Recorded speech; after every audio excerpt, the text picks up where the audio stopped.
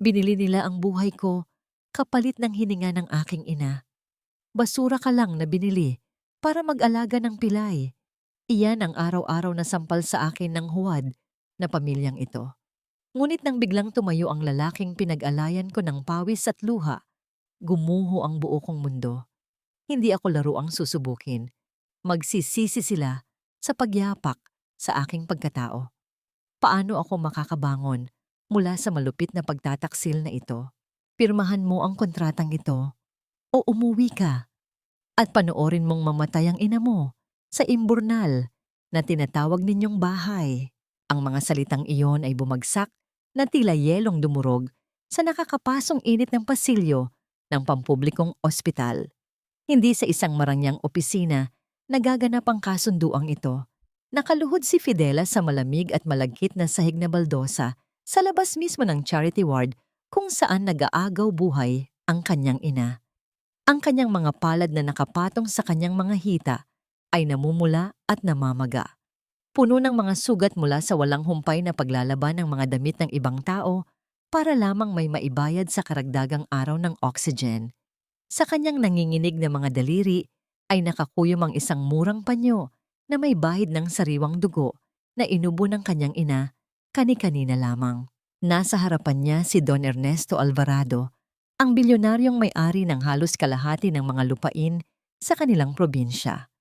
Ang kinang ng mamahaling sapatos na balat ng matanda ay sadyang nanunuya sa manipis at pudpod na tsinelas ni Fidela. Ang bawat salita ng matanda ay tila punyal na ibinaon ng walang awa sa kanyang lalamunan. Gusto niyang sumigaw, gusto niyang isumbat na hindi imbur na lang kanilang bahay, na binuo iyon ng pagmamahal kahit pawang yero at tagpi-tagping kahoy lamang. Ngunit walang tinig na lumabas sa kanyang mga labi. Ang tanging naramdaman niya ay ang pag-akyat ng isang mapait at nakakapasong panginginig mula sa kanyang dibdib patungo sa kanyang mga mata. Kinagat niya ang kanyang ibabang labi hanggang sa malasahan niya ang sarili niyang dugo. Pilit na pinipigilan ang mga luhang magiging katumbas lamang ng kahinaan sa harap ng mapangmataas na pamilyang ito. Habang nakayuko, isang katanungan ang pabalik-balik na umaalingaw-ngaw sa kanyang isipan, nag-iiwan ng matinding hapdi sa kanyang kaluluwa. Hanggang saan ko kayang ibenta ang aking pagkatao para sa nag-iisang taong nagmamahal sa akin? Inilapag ng tagapaglingkod ni Don Ernesto ang isang makapal na sobreng kayumanggi, umbok sa dami ng perang laman nito, at isang manipis na puting papel sa ibabaw ng kinakalawang na upuang bakal ng ospital. Iyan ay sapat para mabayaran ang lahat ng utang ninyo at mailipat ang ina mo sa isang pribadong kwarto na may pinakamagagaling na doktor. Wika ng matanda. Ang boses ay walang bakas ng awa kundi purong negosyo. Ang kapalit ay simple lamang. Ikakasal ka sa kaisa-isa kong anak na si Dariel. Magiging asawa ka niya sa papel at sa mata ng batas. Aalagaan mo siya at titiyakin mong walang ibang makakapasok sa kanyang buhay. Kapag pinirmahan mo yan, pag-ari na ng mga Alvarado ang buong buhay mo. Lumingon si Fidela sa salamin ng pintuan ng ward. Sa loob, nakita niya ang manipis na dibdib ng kanyang inang si Isabel na hirap sa pag-angat at pagbagsak. Ang ritmong tunog ng makinang nagbibigay ng hangin ay tila nagbibilang ng nalalabing oras sa buhay kambatpigi mamamusing nag-iisa niyang kakampi sa mundo. Walang halaga ang pride, walang halaga ang pangarap. Ang tanging mahalaga ay ang patuloy na paghinga ng kanyang ina. Nanginginig ang mga daliri nang abutin niya ang mamahaling pluma. Ang malamig na bakal nito ay tila nagpapahiwatig ng uri ng buhay na naghihintay sa kanya. Isang mabilis at marahas na pagguhit ng kanyang pangalan at natapos ang lahat. Ibinigay na niya ang kanyang kalayaan. Bago siya tumayo, lihim niyang kinapa sa bulsa ng kanyang kumupas na bestida ang isang murang ipit sa buhok na gawa sa plastik. Bigay ito ng kanyang ina noong nakaraang kaarawan niya. Lihim niya itong hinawakan ng mahigpit. Ginawa itong angkla ng kanyang pag-asa, ang tanging piraso ng kanyang totoong sarili na hindi mabibili ng pera ng mga Alvarado. Ilang oras lamang ang lumipas, natagpuan na ni Fidela ang kanyang sarili na nakaupo sa loob ng isang madilim at nakakapasong lamig na sasakyan. Ang amoy ng mamahaling balat ng upuan ay tila sumasakal sa kanya. Habang umaandar ang sasakyan papalayo, pinanood niya kung paano unti-unting nilamon ng dilim ang pamilyar na kalsada ng kanilang mahirap na barangay. Hindi siya umiiyak, ngunit ang kanyang mga mata ay blangko at puno ng pangungulila. I need this done tonight. Make sure the papers are perfectly sealed before Remedios finds out. Narinig niyang bulong ni Don Ernesto sa kanyang abogado sa kabilang linya ng telepono. Napakunot ang noo ni Fidela. Bakit kailangang itago sa sarili nilang pamilya ang kasal na ito? Bakit tila nagmamadali ang isang bilyonaryo na itali ang kanyang anak na lalaki sa isang babaeng galing sa eskinita? Ngunit wala siyang karapatang magtanong. Isa na siyang produkto na nabili at nabayaran nang bumukas ang naglalakihang gate na bakal ng mansyon ng mga Alvarado. Bumungad sa kanya ang isang istrukturang tila palasyo, ngunit walang bakas ng buhay. Inalalayan siyang pumasok ng mga tahimik na kasambahay patungo sa isang mahabang pasilyo na pinalamutian ng mga antigong figura. Huminto sila sa tapat ng isang malaki at mabigat na pintong gawa sa kahoy na nara. Ito na po ang inyong silid, senyora. Malamig na wika ng kasambahay bago ito mabilis na yumuko at lumisan. Naiwang mag-isa si Fidela. Ang kanyang puso ay nagbabanta nang basagin ang kanyang tadyang sa sobrang lakas ng kaba. Dahan-dahan, itinaas niya ang kanyang nanginginig na kamay at itinulak ang mabigat na pinto na nag-iwan ng mahabang alingawngaw sa tahimik na paligid. Bumulaga sa kanya ang isang malawak na kwartong balot ng anino. Ang mga kurtina ay nakasara, humaharang sa liwanag ng buwan at doon, sa pinakasulok ng silid, sa ilalim ng kaunting liwanag na nagmumula sa lampshade, ay isang figurang nakaupo sa wheelchair. Hindi gumagalaw ang lalaki, ngunit nang dahan-dahang iangat nito ang kanyang ulo, nakasalubong ni Fidela ang isang pares ng mga matang kasing lamig ng yelo at kasing talim ng patalim. Isang tingin na puno ng pagkamuhi, galilit at paghusga. Tila ba naghihintay na lamunin siya ng buo sa loob ng madilim at ginintuang hawlang ito. Ang matalim na pagbagsak ng takong ng mamahaling sapatos sa makintab na marmol na sahig ang bumasag sa nakakapasong katahimikan ng unang umaga ni Fidela sa mansyon. Mula sa itaas ng grandiosong hagdanan, bumaba ang isang ginang na may perpektong ayos ng buhok at suot na kumikinang na alahas sa leeg. Siya si Remedios Alvarado, ang biyudang hipag ni Dariel at ang nag-iisang reyna na nagpapatakbo ng buong kabahayan. Sinalubong ni Remedios si Fidela ng isang matamis na ngiti, ngunit ang kanyang mga mata ay nanlilisik sa pandidiri habang pinagmamasdan ang kupas na damit ng dalaga. Lumapit ito at pinalibutan si Fidela na tila sinusuri ang isang murang hayop na nabili sa palengke. So ikaw pala ang bagong laruan na binili ni Tito Ernesto para sa kawawa kong bayaw. Wika ni Remedios, ang boses ay malambing ngunit bawat salita ay may dalang lason. Huwag kang mag-ilusyon na dahil suot mo ang singsing ng mga Alvarado ay kabilang ka na sa pamilyang ito. Tandaan mo, pumasok ka rito bilang isang nagmamakaawang pulubi. Ang bawat paghinga ng ina mo sa ospital na yon ay binabayaran ng pera namin. Utang na loob mo sa amin ang buhay ninyo. Yumuko lamang si Fidela. Mariing pinipisil ang kanyang mga daliri upang pigilan ang panginginig ng kanyang mga kamay. Wala siyang karapatang sumagot. Ang kaligtasan ng kanyang ina ang nakasalalay sa kanyang pananahimik. Sa halip na dalhin siya sa marangyang master's bedroom, itinulak ni Remedios ang isang lumang pinto sa dulo ng pasilyo, katabi mismo ng silid ni Dariel. Bumulaga kay Fidela ang isang masikip at maalikabok na kwarto na puno ng mga lumang kahon at sirang kasangkapan. Wala itong bintana at ang hangin ay amoy-amag.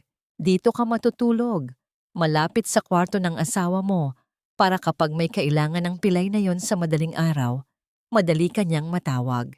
At isa pa, huwag na huwag mong hahawakan ang mga antigong figura sa pasilyo. Baka makabasag ka, ipagbili mo man ang kaluluwa mo at ng nanay mo, hindi sapat ang halaga ninyo pambayad. Malamig na utos ni Remedios bago ito tuluyang tumalikod. Pagsapit ng oras ng almusal, inasahan ni Fidela na makakasama niya ang kanyang bagong asawa, ngunit mag-isa lamang si Remedios sa mahabang hapagkainan na puno ng naglalakihang plato ng masasarap na pagkain.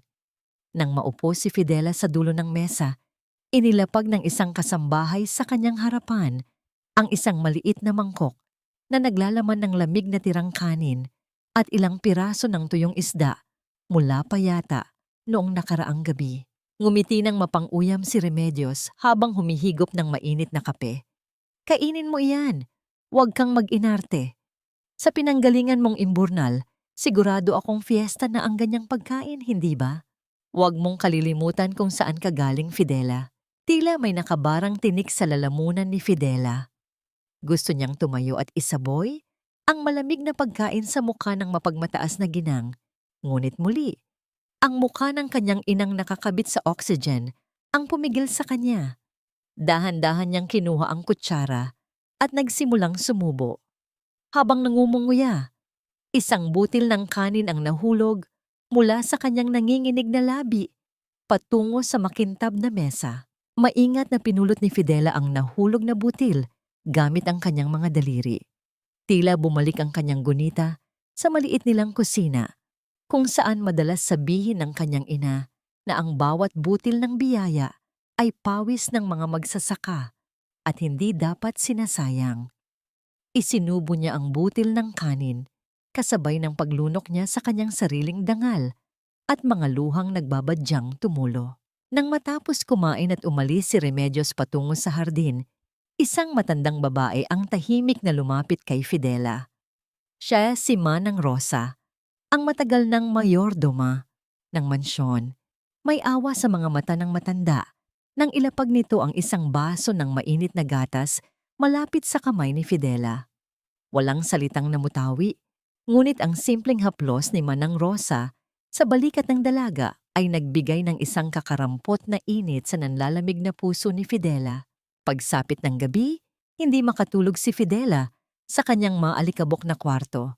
Nang lumabas siya upang kumuha ng maiinom sa kusina, nakita niya mula sa siwang ng pinto ng aklatan ang figura ni Remedios.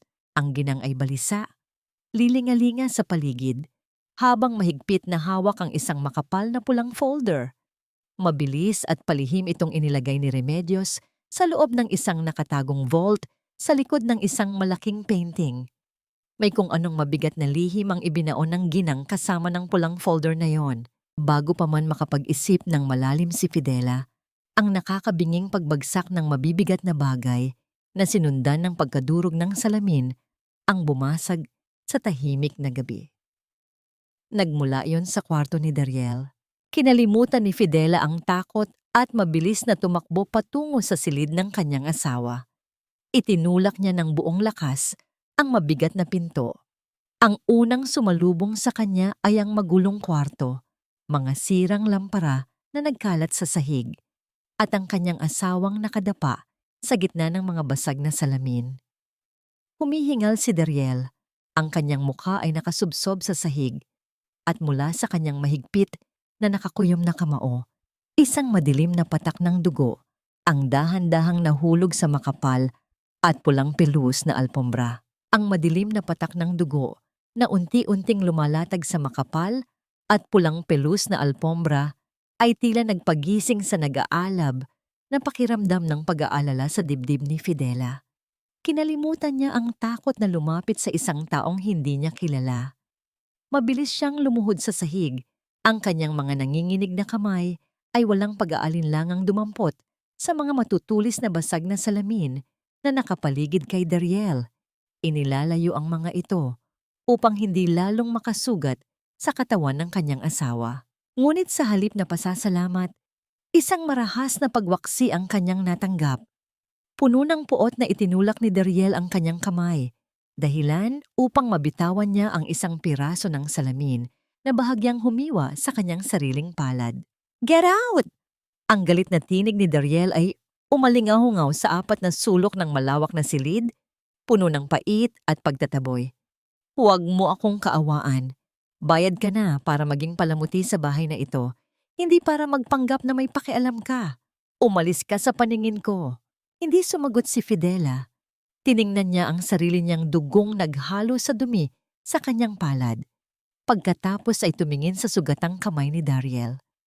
Sa halip na tumakbo palayo at umiyak gaya ng inaasahan ng binata, tahimik na tumayo si Fidela at nagtungo sa kabinet kung nasaan ang kahon ng paunang lunas.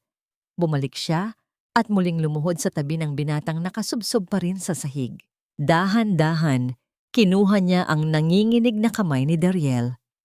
May pagtutol noong una, ngunit ang mahigpit ngunit malumanay na hawak ni Fidela ay nagpasuko sa kanyang lakas. Maingat na idinampi ng dalaga ang bulak na may gamot sa mga sugat nito. Walang pandidiri, walang pagkukunwari, tanging dalisay na pag-iingat lamang ang makikita sa paggalaw ng kanyang mga daliri. Habang nililinisan ang kanyang mga sugat, hindi maiwasan ni Dariel na pagmasdan ang mga kamay ng babaeng nasa kanyang harapan. Hindi yon kamay ng isang senyora.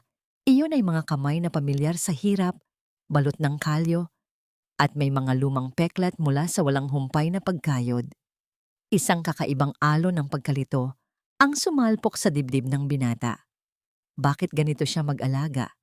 Bakit walang bakas ng galit sa kabila ng pagbili nila sa kanyang kalayaan?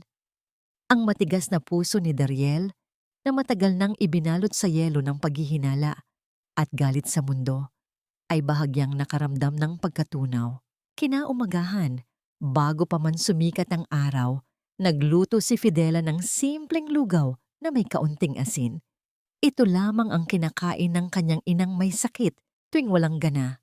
Kaya inisip niyang makakabuti ito kay Dariel matapos ang masamang gabi. Dinala niya ang umuusok na mangkok sa silid nito. Nang makita ni Dariel ang pagkain, iniwas niya ang kanyang paningin at sumandal sa kanyang upuan. "I don't eat garbage. Ipaligpit mo iyan." Hindi natinag si Fidela. Tumayo lamang siya sa gilid ng mesa, hawak ng mahigpit ang tray. Lumipas ang mga minuto na naging 1 oras. Nangalay na ang kanyang mga binti. Ang pawis ay dahan-dahang tumutulo mula sa kanyang noo. Ngunit hindi niya inalis ang kanyang paningin sa asawa. Ang kanyang katahimikan ay hindi tanda ng pagkapahiya, kundi isang matibay na pader ng pasensya na natutunan niya sa matagal na pagbabantay sa ospital. Hindi makayanan ni Dariel ang bigat ng katahimikang iyon. Tiningnan niya ang dalaga, naiinis sa pagiging matigas ng ulo nito, at sa wakas ay bumuntong hininga bilang pag-iling. Naupo si Fidela sa gilid ng kama. Kumuha siya ng isang kutsara ng lugaw. Bago niya ito ilapit sa mga labi ni Dariel, dahan-dahan niyang inilapit ang kutsara sa kanyang sariling bibig at mahinang hinipan ang umuusok na init. Ang simpleng pag-ihip na yon, ang banayad na galaw ng kanyang mga labi, ay nagpatigil sa mundo ni Dariel. Parang isang panaginip, bumalik sa kanyang alaala ang imahe ng kanyang yumaong ina, ang tanging taong gumawa ng ganoong klaseng pag-aaruga sa kanya noong siya ay bata pa at nilalagnat. Isang higpit ang bumalot sa lalamunan ng binata. Sa sandaling iyon, umilaw ang screen ng isang maliit na itim na telepono na nakatago sa gilid ng mesa ng binata. Walang anumang ringtone o panginginig na sumira sa katahimikan. Tanging isang mensahe mula sa isang hindi nakarehistrong numero ang lumitaw sa dilim. Tiningnan iyon ni Dariel ng may halong pagkabahala, ngunit ibinalik niya ang atensyon sa pagkaing iniaalok ng kanyang asawa. Ibubuka na sana ni Dariel ang kanyang bibig upang tanggapin ang unang subo nang bumukas ang pinto nang may matinding puwersa na halos makalas ang mga bisagra nito. Tulad ng isang bagyong pumapasok, sumugod si Remedios papasok ng kwarto. Bago pa man makapagsalita ang dalawa, marahas na hinablot ng ginang ang mangkok mula sa mga kamay ni Fidela at walang awang inihagis ito. Ang pagtama ng porselana sa sahig ay nag-iwan ng nakakagimbal na pagkabasag. Anong inilagay mo rito, ha? Nanlilisik ang mga matang bulyaw ni Remedios. Ang daliri ay nakaduro sa mukha ng nanginginig na si Fidela. Gusto mo bang lasunin ang bayaw ko para makuha mo na ang mana mo agad? Mangkukulam ka? Ang natirang katahimikan ng umaga ay tuluyang nilamon ng malagkit at mainit na lugaw na nagkalat sa sahig, kasama ng mga piraso ng basag na mangkok na tila sumisimbolo sa natitirang piraso ng dignidad ng dalaga. Ang paningin ng porselanang nagkapira-piraso sa sahig kasama ng nagkalat na lugaw ay tila sumasalamin sa kung paano paulit-ulit na winawasak ni Remedios ang pagkatao ni Fidela. Sa halip na sumagot sa walang basehang paratang, lumingon si Fidela kay Dariel, umaasang baka sakaling ipagtanggol siya nito. Ngunit ang binata ay nakatingin lamang ng tuwid sa kanyang hipag. Ang mukha ay isang malamig na maskara na hindi mababasa ang emosyon. Kinalimutan ni Fidela ang sakit at dahan-dahang lumuhod. Tahimik siyang namulot ng mga basag na piraso at nilinis ang nagkalat na pagkain gamit ang kanyang sariling mga kamay at ang laylayan ng kanyang lumang damit. Wala siyang ibinulalas na salita, walang luhang pumatak, at ang pananahimik na yon ang lalong nagpaalab sa inis ni Remedios na umalis na lamang habang padabog na isinara ang pinto. Nang maiwan silang dalawa sa silid, isang mabigat na buntong hininga ang lumabas sa mga labi ni Dariel. Huwag mong intindihin ang babaeng iyon. Mahinang wika ng binata. Ang boses ay wala na ang talim ng nakaraang gabi. Ako na ang bahalang mag-ayos niyan. Makakabalik ka na sa kwarto mo. Iyon ang unang pagkakataon na narinig ni Fidela ang isang tono ng pagtatanggol mula sa kanyang asawa. Tila ba may isang mainit na hangin na humaplos sa nanlalamig niyang kaluluwa.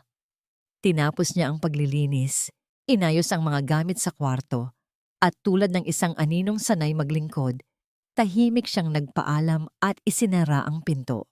Pagsapit ng kalagitnaan ng gabi, muling bumalik si Fidela sa silid ni Dariel.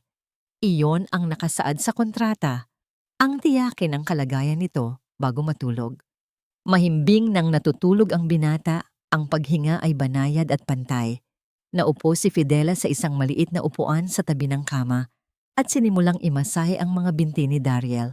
Ang paggalaw ng kanyang mga kamay ay puno ng ingat, pilit na ginigising ang mga kalamnan na akala niya ay matagal nang hindi nagagamit. Ang katahimikan ng gabi ay nagbigay sa kanya ng pagkakataon na mapag-isa sa kanyang mga iniisip. Habang kinukusot niya ang balat ni Dariel, tila naramdaman niya ang isang bahagyang pagkibot ng kalamnan sa binti ng binata nang madiinan niya ang isang partikular na ugat. Kumunot ang noo ni Fidela, tiningnan ang kanyang kamay at muling hinawakan ng binti, ngunit nanatiling walang kibo ang katawan ng lalaki. Inisip niya na marahil ay isang likas na reaksyon lamang iyon ng katawan o baka guni-guni niya lamang dala ng matinding pagod. Lumipas ang mga oras at tinalo na si Fidela ng antok. Nangalay ang kanyang leeg hanggang sa tuluyan siyang nakatulog. Ang kanyang ulo ay unti-unting bumagsak sa gilid ng kama. Ang kanyang pisngi ay nakadikit sa makapal na kumot na nakabalot sa asawa. Ang totoo, hindi natutulog si Dariel. Mula pa kanina, nakapikit lamang ang kanyang mga mata, ngunit ang kanyang diwa ay gising na gising. Naramdaman niya ang bawat haplos at bawat pagdiin ng mga kamay ni Fidela sa kanyang mga binti na, sa katotohanan, ay kasing lakas at kasing tigas ng bakal. Nang marinig niyang bumagal at umayos ang paghinga ng dalaga, dahan-dahan niyang iminulat ang kanyang mga mata. Tiningnan niya ang natutulog na mukha ni Fidela. Ang maputla nitong labi, ang mga malalim na anino sa ilalim ng mga mata nito, at ang pangkalahatang pagod na nakapinta sa kabuuan nito. Isang matinding pakikipagtalo ang naganap sa isipan ni Dariel. Nararamdaman niya ang tindi ng kasalanan. Ang babaeng ito, na ginagawang alipin ng kanyang pamilya, ay walang sawang nag-aalaga sa isang kasinungalingan. Gusto niyang tumayo.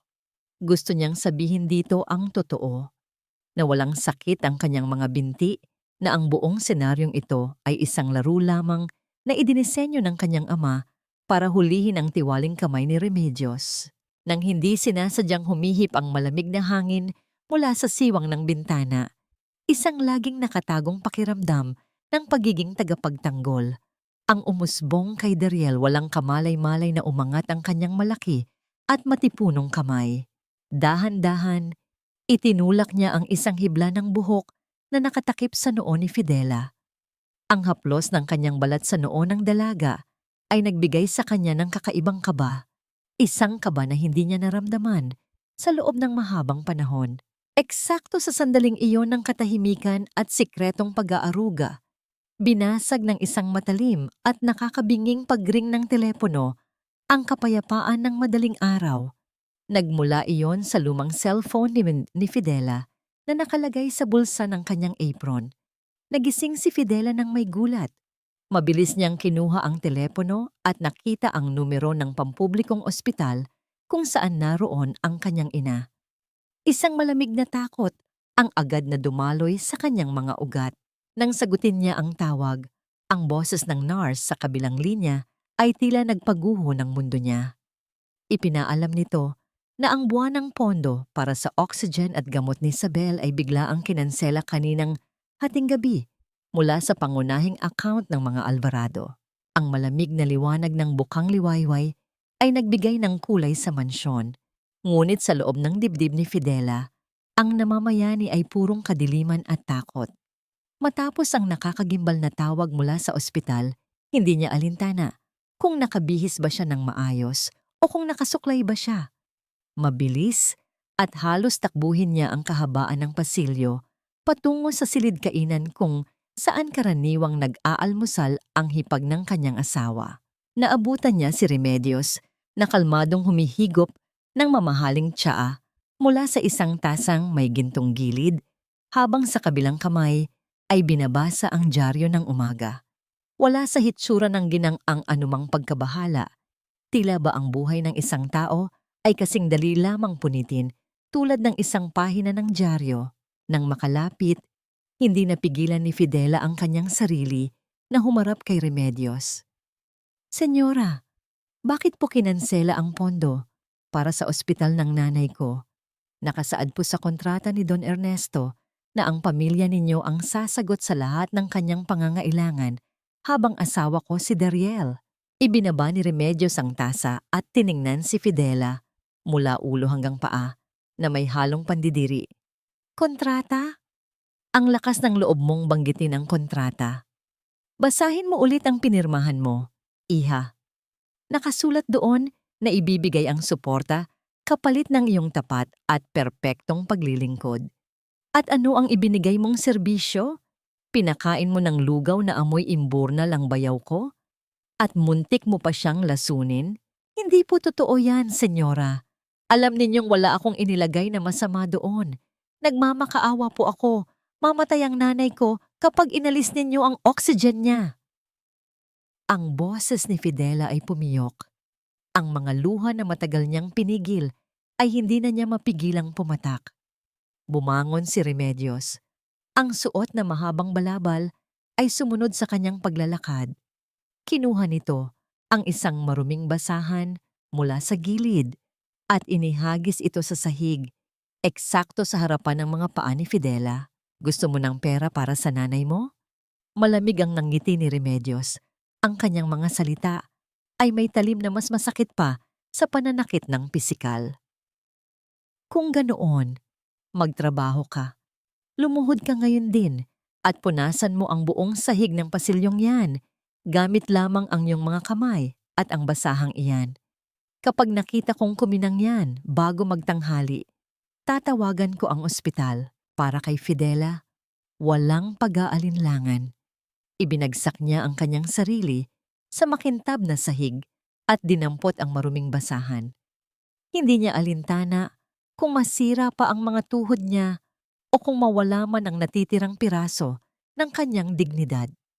Bawat kuskos na ginagawa niya ay sinasamahan ng pag-usal ng pangalan ng kanyang ina. Inaasahan Naaabot ang kanyang panalangin na magtagal pa ang hininga nito. Mula sa itaas ng balkonahe, hindi sinasadyang nasaksihan ni Daryl ang buong eksena. Nakaupo siya sa kanyang wheelchair, nagtatago sa likod ng makapal na haligi. Nakita niya kung paano kinukuskos ng kanyang asawa ang sahig na animoy isang aliping walang karapatang tumayo. Sa bawat pagluha at pagmamakaawa ni Fidela kanina, ang puso ni Daryl ay tila pinipiga. Ang kanyang malalaking kamay ay mahigpit na nakakapit sa mga braso ng wheelchair. Ang galit sa loob niya ay nagbabagang parang lava. Gusto niyang tumayo, saktan si Remedios, at iyahon si Fidela mula sa pagkakapaluhod. Ngunit naalala niya ang bilin ng kanyang ama. Kung tatayo ka ngayon, makakawala ang ahas at tuluyan niyang uubusin ang lahat ng atin. Ang tanging nagawa ni Daryl ay ibaon ang kanyang mga kuko sa katad na upuan. Kinikimkim ang isang walang kapantay na puot laban sa sarili at sa kanyang hipag. Paglipas ng mga oras, namamanhid na ang buong katawan ni Fidela, ngunit natapos niya ang ipinag-uutos. Puno ng pawis at pag-asa, umakyat siya para balitaan si Remedios na nasa opisina nito. Ngunit nang pumasok siya, nakita niya ang ginang na may hawak na isang pirasong papel na pamilyar sa kanya. Ito ang resibo ng buwanang bayarin sa ospital. Sa halip na ibigay ito kay Fidela o mag-utos sa accountant, ngumiti si Remedios ng mapang-asar. Inilapit ang papel sa nag-aapoy na kandila sa ibabaw ng kanyang mesa at pinanood itong masunog hanggang sa maging abo. Oops! Aksidente! Sarkastikong wika ni Remedios, pinapagpag ang mga abo sa kanyang mga kamay. Sabihin mo sa ospital, maghintay sila sa susunod na buwan. Iyon ay kung buhay pa ang nanay mo. Nang makita ni Fidela kung paano nilamon ng apoy ang tanging papel na magdudugtong sa buhay ng kanyang ina, pansamantalang nawala ang kanyang katinuan. Kinalimutan niya ang takot at ang pangako ng paggalang sa loob ng mansyong yon. Tumakbo siya patungo sa mesa, ang mga nanginginig na kamay ay sumubok na sagipin ang mga nag-aapoy na piraso ng resibo.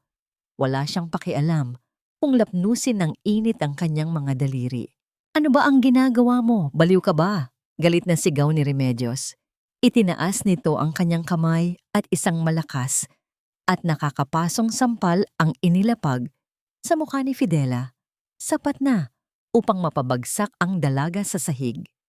Ang pisngi ni Fidela ay agad na namula at nag-iwan ng hapdi na tumagos hanggang sa kanyang paningin. Bago pa man makabangon si Fidela upang gumanti o magmakaawa, isang nakakabinging atungal ng sakit ang umalingaw-ngaw mula sa pasilyo na sinundan ng isang mataginding pagbagsak ng katawan na yumanig sa mga antigong florera malapit sa pinto. Iniwan ni Remedios si Fidela at mabilis na lumabas. Sumunod ang dalaga, hawak ang namamagang pisngi. Ang eksenang bumungad sa kanila ay tila nagpahinto sa pag-ikot ng oras sa loob ng mansyon. Si Don Ernesto, ang makapangyarihang haligi ng mga Alvarado, ay nakabulagta sa makintab na sahig. Ang kanyang kamay ay mahigpit na nakakapit sa kanyang dibdib, habang ang mukha niya ay namimilipit sa tindi ng sakit at kakulangan sa hangin. Sa hindi kalayuan, ang abogadong si Attorney Lucio ay gulat na nakatingin habang sinusubukang tawagan ang ambulansya gamit ang nanginginig na mga kamay. Nagkagulo ang buong bahay.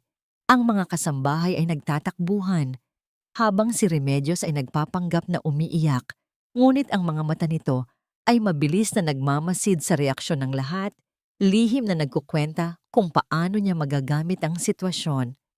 Bago tuluyang nawalan ng malay at maisakay sa stretcher ng mga paramedic, may isang mabilis, ngunit patagong kilos na ginawa si Don Ernesto.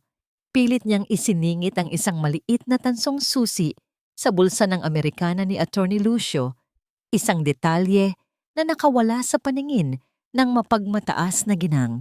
Sa ospital, matapos ang ilang nakakapanindig balahib na oras, idineklara ng mga doktor na nasa kritikal na kalagayan at komatose ang matanda dahil sa matinding atake sa puso. Kinabukasan, Pagbalik sa mansyon, tila may nagbago sa hangin. Ang dating pag-iingat ni Remedios ay napalitan ng tahasang pag-aangkin ng kapangyarihan. Tinawag niya ang lahat ng mga tauhan sa bulwagan, kasama si Fidela, na puno pa rin ng pasa at hapdi. Dahil wala na ang Tito Ernesto sa posisyon na pamunuan ng pamilyang ito, at dahil alam nating lahat na ang aking bayaw na si Dariel ay walang kakayahang tumayo at pamahalaan ng negosyo dahil sa kanyang kapansanan, malamig na anunsyo ni Remedios, ang boses ay matalim na parang patalim. Ako ang tatanggap ng lahat ng kapangyarihan para magdesisyon sa mansyong ito at sa lahat ng pondo. Itinuon niya ang kanyang mapanuyang paningin kay Fidela. At ikaw, malalaswa ang ginagawa mo sa pamilyang ito. Mula nang dumating ka, puro kamalasan ang dala mo. Sigurado akong ikaw ang nag-abot ng tsaa na nagpalala sa presyo ng dugo ni Tito Ernesto kanina. Nanlaki ang mga mata ni Fidela sa paratang na yon. Wala akong ginawang ganoon. Wala akong ibinigay na tsaa kay Don Ernesto, Senyora. Nagmamakaawa po ako. Kailangan kong lumabas para asikasuhin ang nanay ko sa ospital. Hindi ka aalis, sigaw ni Remedios, senyas sa mga gwardya. Ipasok ang babaeng iyan sa lumang kwarto sa likuran. Walang pagkain, walang tubig. Ilak ang pinto mula sa labas. At kunin ninyo ang telepono niya. Wala siyang kakausapin sa labas hanggat hindi natutukoy ang totoong nangyari sa aking biyenan. Hinawakan ng mahigpit ng dalawang malalaking lalaki ang mga braso ni Fidela at kinaladkad siya. Nagpumiglas ang dalaga, sumisigaw ng pangalan ng kanyang ina at nagmamakaawa. Ngunit ang bawat sigaw niya ay ibinabalik lamang ng walang awang alingawngaw ng mansyon. Ibinagsak siya sa loob ng madilim na kwarto at narinig niya ang matalim na pag-ikot ng susi sa kandado. Nababalot ng purong kadiliman, umupo si Fidela sa sulok, yakap ang sariling mga tuhod. Naramdaman niya ang malamig na semento. Sa unang pagkakataon, pumatak ang masaganang luha na pilit niyang tinatago. Hawak-hawak niya ang lumang ipit ng kanyang ina na nakatago sa kanyang bulsa, ang kanyang huling koneksyon sa labas. Ilang oras ang lumipas, nang tuluyan ng tahimik ang buong bahay at sigurado na siyang pinabayaan na siyang mamatay sa loob. Isang pamilyar na tunog ang umagaw sa kanyang atensyon. Isang mahina, ngunit tiyak na paggalaw ng metal sa labas ng pinto. Bumukas ang pinto at mula sa anino ay pumasok ang isang matangkad at malapad na figura. Hindi si Manang Rosa at lalong hindi isang gwardiya. Dahan-dahang naglakad ang anino papunta sa kanya. Nang tumama ang kaunting liwanag ng buwan mula sa siwang sa itaas, nakita niya ang mukha nito. Si Dariel. Nakatayo sa sarili niyang mga paa, walang bakas ng kapansanan. Ang mga mata ay puno ng matinding galit laban sa mga taong nagkulong sa kanyang asawa at isang malalim na pag-aalala habang inaabot ang kanyang malalaking kamay patungo kay Fidela. Ang bawat hibla ng pag-iisip ni Fidela ay tila huminto. Nakatingin siya sa matangkad na figura ni Dariel na nakatayo ng tuwid. Walang kahit anong bakas ng panghihina sa mga binti nito na inaakala niyang hindi na makakalakad kailanman. Bago pa man makapagtanong ang dalaga, mabilis na lumuhod si Dariel at tinakpan ang bibig ni Fidela gamit ang kanyang malaki ngunit malambot na kamay. Hush! Huwag kang gagawa ng ingay. Babala ng binata, ang boses ay isang mahinang bulong na sumasabay sa tahimik na gabi. May mga gwardiya si Remedios na naglilibot sa labas. Inalis ni Dariel ang kanyang kamay at pinalitan iyon ng isang mahigpit ngunit maingat na hawak sa braso ng asawa, inaalalayan itong tumayo. Ang init na nagmumula sa palad ng binata ay nagbigay ng isang pambihirang pakiramdam ng proteksyon kay Fidela. Ngunit sa parehong pagkakataon, isang malamig na katanungan ang nagsimulang gumapang sa kanyang isipan. Paano ito nakakapaglakad? Kailan pa? Sa halip na dumaan sa pangunahing pasilyo, inakay siya ni Dariel patungo sa isang pader na may nakasabit na malaking tapiserya. Sa isang mabilis na pagtulak sa isang nakatagong kahoy, Bumukas ang isang lihim na daanan, isang lumang daanan ng mga nagtatrabaho noong panahon ng Espanyol. Gumapang sila ng tahimik sa masikip na pasilyo hanggang sa makarating sila pabalik sa silid ni Dariel. Pagkapasok nila, mabilis na naupo si Dariel pabalik sa kanyang wheelchair at muling isinuot ang kanyang pamilyar na malamig at walang pakialam na ekspresyon. Ngunit hindi na yon makakapaglinlang kay Fidela. Nakatingin ang dalaga sa asawa. Ang paghinga ay mabilis at hindi pantay. Nakakalakad ka? Paano? Bakit? Tiningnan siya ni Dariel ng diretso. Ang mga mata ay may halong pagsisisi, ngunit may tigas ng isang taong may pinoprotektahan. Huwag kang magtatanong ng mga bagay na hindi mo pa kayang intindihin. Ang mahalaga ngayon ay hindi ka pwedeng manatili sa kwartong iyon. Bukas na bukas din, ihahanap kita ng paraan para makatakas at mapuntahan ang ina mo sa ospital. Bago pa man makasagot si Fidela, kumuha si Dariel ng isang makapal na sobre mula sa ilalim ng kanyang unan at inabot ito sa dalaga. Pera iyan mula sa sarili kong naipon, hindi dumaan sa account ng pamilya na hawak ngayon ni Remedios. Ipambayad mo sa ospital at ilipat mo ang ina mo sa ibang klinika kung saan hindi kayo matutunton. Tumulo ang mga luha ni Fidela, hindi dahil sa lungkot, kundi dahil sa isang labis na pakiramdam ng utang na loob. Kinuha niya ang sobre at walang pag-aatubiling niyakap. Nang mahigpit si Dariel, isinusubsob ang kanyang mukha sa malapad na dibdib ng binata. Hindi sanay si Dariel sa ganitong pisikal na pagmamahal. Sa una, nanigas ang kanyang katawan. Ngunit nang maramdaman niya ang panginginig ng balikat ng babae at ang basa ng mga luha nito sa kanyang damit, ang kanyang malalaking kamay na minsan nang pumatay ng sariling damdamin ay unti-unting umangat upang haplusin ang buhok ng dalaga. Isang tahimik na pangako ang nabuo sa pagitan ng kanilang mga yakap sa gitna ng panganib. Kinaumagahan, bago pa magising ang buong mansyon, ginamit ni Dariel ang kanyang impluwensya upang tawagan si Manang Rosa. Ang matandang mayordoma ang nagpuslit ng pera patungo sa ospital upang bayaran ang natitirang bill ni Isabel at ipinag-utos ang paglilipat nito ng palihim. Habang naghihintay ng balita, bumalik si Fidela sa pagiging tahimik na alalay. Nagpanggap silang dalawa na walang nangyari, ngunit ang pagiging malapit nila noong gabi ay nag-iwan ng isang hindi maipaliwanag na tensyon. Bawat pagkakataon na magsasagi ang kanilang mga kamay kapag iniaabot ni Fidela ang tubig o sa tuwing nagkakatitigan sila mula sa malayo. May isang tahimik na kuryenteng dumadaloy na tanging silang dalawa lamang ang nakakaintindi. Ngunit ang munting kapayapaang ito ay hindi nagtagal. Habang nililinis ni Fidela ang gulong ng wheelchair ni Dariel noong hapong yon, isang bagay na nakasiksik sa pagitan ng mga bakal ang nakaagaw sa kanyang paningin. Ito ay isang maliit at manipis na kwintas na may palawit na hugis krus. Kumunot ang kanyang noo. Pamilyar ang kwintas na ito. Ito ang eksaktong kwintas na suot ni Remedios noong gabi na itinulak siya nito bago magkaroon ng atake si Don Ernesto. Paano mapupunta ang kwintas ni Remedios sa gulong ng wheelchair ni Dariel kung hindi naman nakakalabas ng kwarto ang kanyang asawa?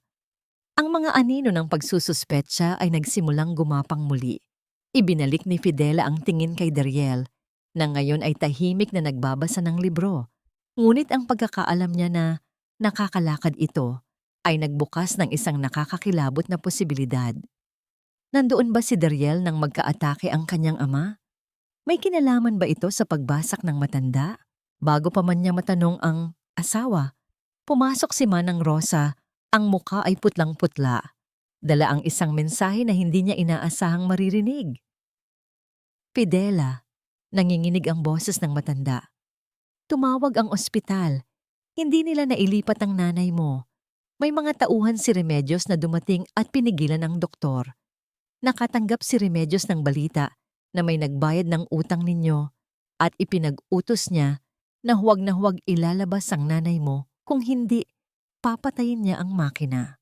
Ang mga salita ni Manang Rosa ay tila isang malakas na paghampas ng martilyo na nagpadurog sa natitirang piraso ng pag-asa ni Fidela. Hindi na ito tungkol sa kontrata o sa kanyang dangal. Ito ay usapin na ng buhay at kamatayan ng nag-iisa niyang ina. Hindi siya makakapaghintay pa. Nakalimutan ni Fidela ang takot kay Remedios at ang pagtatago sa likod ni Dariel. Mabilis siyang tumakbo palabas ng silid patungo sa ibaba. Hinabol siya ni Dariel ng tingin. Nais siyang pigilan, ngunit hindi siya maaaring tumayo sa harap ni Manang Rosa na hindi nakakaalam ng kanyang lihim. Naabutan ni Fidela si Remedios sa sala, komportableng nakaupo sa paboritong silyon ni Don Ernesto, habang pinagmamasdan ang mga mamahaling alahas na inilabas niya mula sa kaha de yero. "Senyora!" Sigaw ni Fidela. Ang boses ay nanginginig sa matinding puot at pagmamakaawa. "Parang awa niyo na. Pakawalan niyo ang nanay ko. Bayad na ang ospital. Wala na siyang kasalanan sa inyo." Hindi man lang umikot ang paningin ni Remedios mula sa gintong pulseras na sinusuri nito. "Bayad na? Kaninong pera ang ginamit mo, Fidela? Sa kinita mo ba sa pagiging puta sa labas bago ka pumasok dito? O magnanakaw ka na rin sa loob ng pamamahay na ito?" "Pera ko po iyon. Binigay sa akin ni Dariel." Bigla ang pag-amin ni Fidela. Walang ibang naisip na paraan para patunayan na hindi siya nagnakaw. Pansamantalang napatigil si Remedios. Isang malamig na ngiti ang unti-unting gumuhit sa mga labi nito habang ibinababa ang alahas. Tumayo siya at marahang naglakad palapit sa dalaga. Ang pilay kong bayaw. Ginamit niya ang sarili niyang ipon para sa isang basurang tulad mo.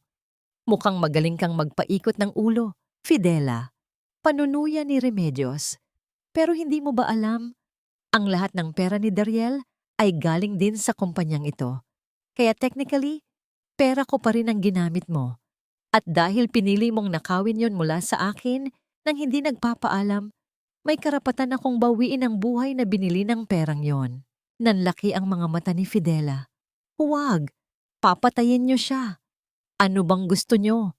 Luluhod ako ulit. Magpapakulong ako.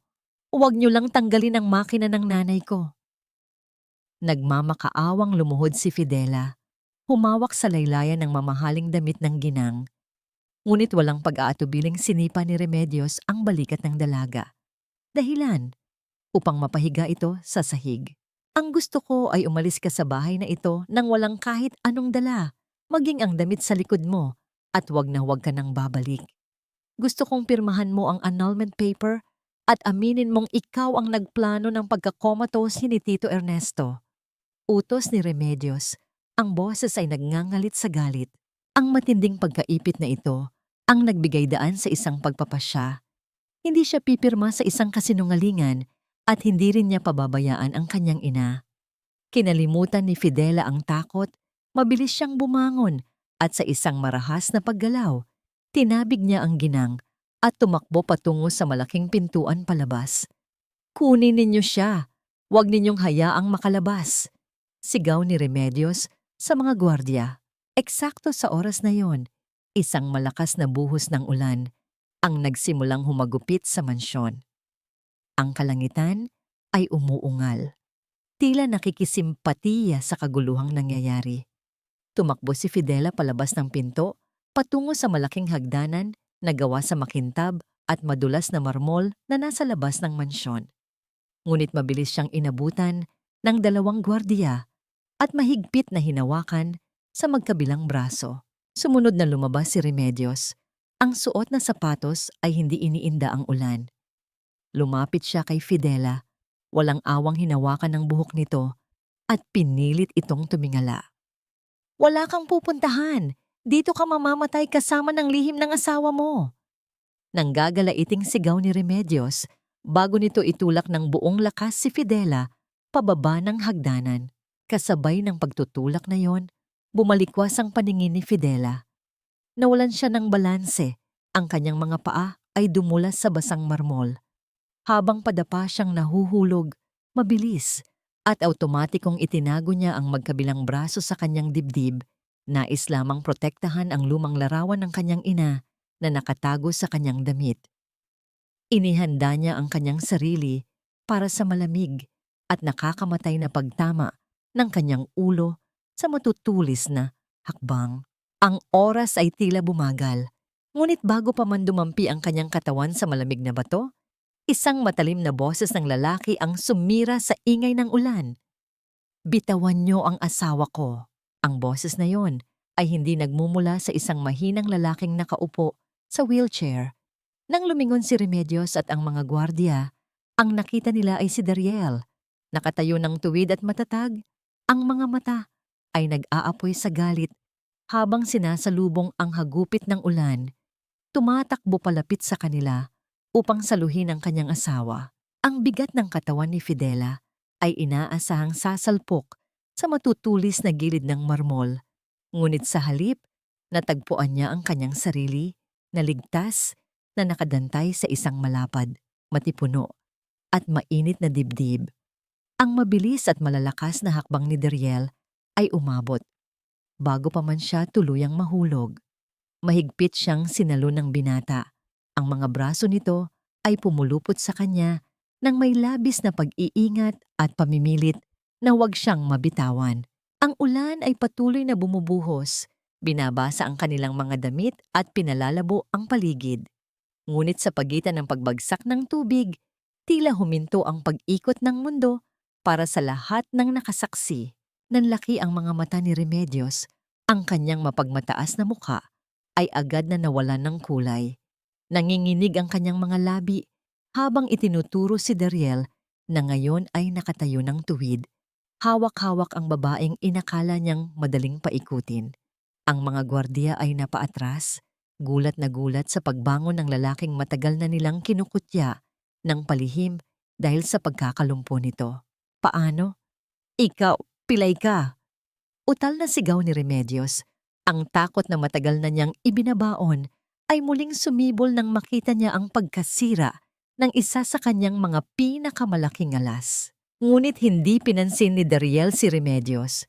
Ang buong atensyon niya ay nakatuon kay Fidela na ngayon ay nasa kanyang mga bisig. "Ayos ka lang ba? May masakit ba sa'yo?" Tanong niya. Ang boses ay puno ng pag-aalala. Ang kanyang mga kamay ay mabilis na sinusuri ang muka at mga braso ng dalaga upang matiyak na wala itong matinding sugat. Binuksan ni Fidela ang kanyang mga mata na kanina ay mariing nakapikit. Ang unang nakita niya ay ang mukha ni Dariel na basang-basa sa ulan at ang mga binti nito na matatag na nakatayo sa madulas na sahig. Buhay siya, ligtas siya, at nailigtas siya ng isang himala. Isang napakalaking pasasalamat ang sumabog sa kanyang dibdib. Pilit niyang inangat ang kanyang nanginginig na kamay at inilapat sa pisngi ni Dariel, isang tahimik na paraan ng pasasalamat. Ngunit ang himalang iyon ay sandali lamang tumagal habang nakatingin si Fidela sa mga mata ng kanyang asawa. Isang malamig at matalim na katotohanan ang nagsimulang tumusok sa kanyang isipan. Umayos siya ng pagkakatayo, pilit na kumakawala sa yakap ni Dariel. Tumingin siya sa mga binti ng binata, tapos sa mukha nito at bumalik ang mga alaala, ang mga buwan ng pagtitiis niya. Niya sa pang-aabuso ni Remedios, ang mga gabing wala siyang tulog sa pagmamasahe, sa inaakala niyang mga walang buhay na binti nito, ang mga luhang iniluha niya sa awa para sa kapansanan nito. At nang dumapo ang kanyang isipan sa gabi, kung kailan halos mamatay si Don Ernesto, at ang pagkakita niya sa kwintas ni Remedios sa wheelchair nito, tuluyang nagdugtong-dugtong ang lahat.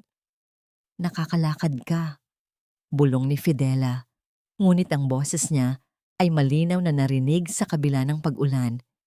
"Ang tagal mo nang nakakalakad." Akmang hahawakan muli ni Dariel ang kanyang asawa. "Fidela, let me explain. Ipaliwanag ko lahat." Umatras si Fidela. Ang kanyang kamay na kanina ay nakadampi sa pisngi nito ay marahas na inalis. Ang pagtingin niya ay unti-unting nagbago mula sa pagkagulat at pasasalamat Naging malamig, kasing lamig ng ulan na bumabasa sa kanila. Ang buong panahong yon, niloko ninyo ako. Alam ninyong lahat na nakakalakad ka. Pinanood mo akong tratuhin ng pamilyang ito na parang hayop habang pinaglilingkuran kita. At wala kang ginawa? Ang sakit ng pagiging biktima ni Remedios ay malalim. Ngunit ang panlilinlang na ito, mula sa lalaking inaakala niyang kaisa niya sa paghihirap, ay sumugat sa pinakaibuturan ng kanyang pagkatao. Pakiramdam niya, naging isa siyang malaking katatawanan, isa siyang laruan na ginamit bilang pain sa isang malaking laro ng kapangyarihan. Hindi ito laro, Fidela. Ginawa namin ito para hulihin si Remedios. Kung tumayo ako ng maaga, kukunin niya ang lahat ng sa amin at wala akong magiging laban. Paliwanag ni Dariel, ngunit sa sarili niyang pandinig. Alam niyang hindi sapat ang mga dahilan na yon upang pawiin ang sakit ng asawa. Kaya ginamit ninyo ako? Mapait nang ngumiti si Fidela. Ang mga luha ay naghahalo sa ulan na tumutulo sa kanyang mukha. Binili ninyo ang buhay ko. Ginamit ninyo ang nanay ko para maging kasangkapan sa away ninyo. Pare-pareho lang kayo ng mga demonyo sa bahay na ito. Nawalan ng lakas si Dariel na sumagot. Nasaksihan niya kung paano unti-unting namatay ang pag-asa at pagmamahal sa mga mata ng babaeng gusto niyang protektahan. Tiningnan ni Fidela si Remedios na ngayon ay namumutla pa rin sa takot at pagkatapos ay bumalik kay Dariel. Ang kanyang paninindigan ay buo. Kinuha niya ang murang ipit na nakatago sa kanyang bulsa at mahigpit itong hinawakan. Walang luha, walang sigaw. Tanging isang malamig na pagtalikod. Hinarap niya ang madilim at maulang gabi patungo sa daan palabas ng mansyon. Sinubukan siyang habulin ni Dariel. Hinawakan nito ang kanyang braso, nagmamakaawa. Humarap si Fidela at tinitigan siya. Mabigat ang mga mata sa pinipigilang sama ng loob. Sana, hinayaan mo na lang ako kanina. Malamig niyang wika. Sapat para mapahinto si Dariel sa kanyang kinatatayuan. Dahan-dahan niyang inalis ang kamay nito at nang hindi na lumingon, naglakad siya palayo. Mag-isa niyang hinarap ang unos, bitbit ang bigat na ayaw na niyang ipasa sa iba. Ang bawat patak ng ulan na humahampas sa balat ni Fidela ay tila mga karayom na nagpapaalala sa kanya ng bawat kasinungalingang tinanggap niya sa loob ng mansyong yon. Habang naglalakad siya papalayo sa naglalakihang gate, naramdaman niya ang bigat ng kanyang bawat hakbang. Hindi ito dahil sa basang-basang damit, kundi dahil sa pagkadurog ng isang bahagi ng kanyang puso na pilit niyang ipinagkatiwala sa maling tao. Fidela! Sandali! Mag-usap tayo. Ang sigaw ni Dariel ay halos lamunin ng dagundong ng langit. Hinabol siya ng binata. Ang bawat hakbang nito sa basang semento ay patunay ng kanyang lakas. Isang lakas na matagal niyang itinago habang pinapanood ang hirap ng kanyang asawa. Hinawakan ni Dariel ang braso ni Fidela at pilit itong iniharap sa kanya. Ang mga mata ng binata ay namumula. Hindi lamang dahil sa ulan, kundi dahil sa matinding pagsisisi. Ginawa ko lang yon para sa kaligtasan natin. Remedios was poisoning the house, Fidela. Kailangan kong malaman kung sino ang kakampi ko. Isang mapait na tawa ang kumawala sa mga labi ni Fidela. Isang tunog na mas masakit pa kaysa sa anumang sampal. Kakampi? Ang pag-ibig ba para sa inyo ay isang pagsusulit na kailangang ipasa? Ang tiwala ba ay kailangang makuha sa pamamagitan ng panonood sa asawa mong tratuhin na parang basahan? Inalis ni Fidela ang kanyang kamay mula sa pagkakahawak ni Dariel. Tumingin siya sa kanyang daliri at hinubad ang gintong singsing na ibinigay ni Don Ernesto noong araw ng kanilang kasal. Walang pag-aalinlangan niyang binitawan ang mamahaling alahas patungo sa maputik na tubig sa kalsada. Ibinenta ko ang buhay ko para sa gamot ng nanay ko, hindi para maging tau-tauhan sa dula-dulaan ninyong mayayaman. Ang malamig na wika ni Fidela. Panalo ka na, Dariel. Nakatayo ka na. Pero ang taong pilit mong sinubok, wala na. Tinalikuran niya ang asawa at tuluyang naglakad patungo sa madilim na kalsada. Hindi siya lumingon kahit pa narinig niya ang pagbagsak ni Dariel sa kanyang mga tuhod. Sumisigaw ng kanyang pangalan sa gitna ng unos. Ang bawat hakbang ni Fidela ay puno ng determinasyon.